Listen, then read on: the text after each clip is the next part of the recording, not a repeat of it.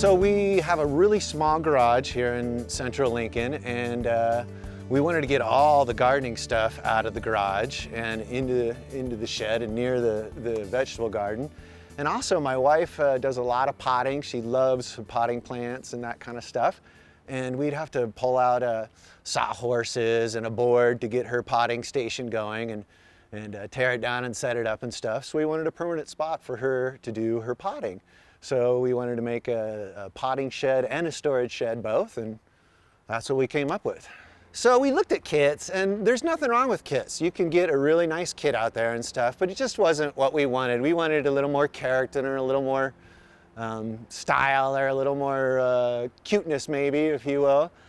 So we built it from scratch.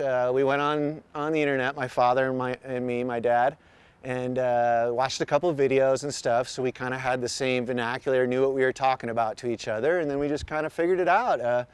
I did some back of the envelope designing, and then went to the big box store and made my order of wood, and the attendant at the big box store helped me. He said, well, you need this and you need a couple other things, and so they helped you figure some stuff out, and we just went at it.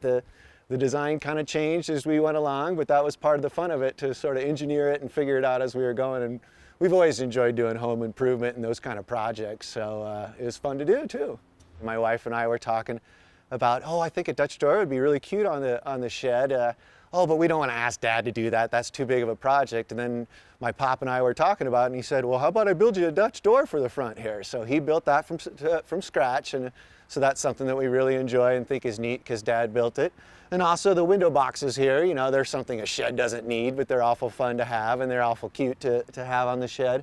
And then the other feature that we really like is that there's a separate spot for the mower. So the mower has its own little garage, and it gets away from everything else, and you don't have to have the mess of the mower inside your shed. If you're going to do it like I did it and do it a little bit by the seat of your pants, there's going to be more expenses that come up. I sort of guessed what it was going to cost, and it ended up costing more than what I guessed.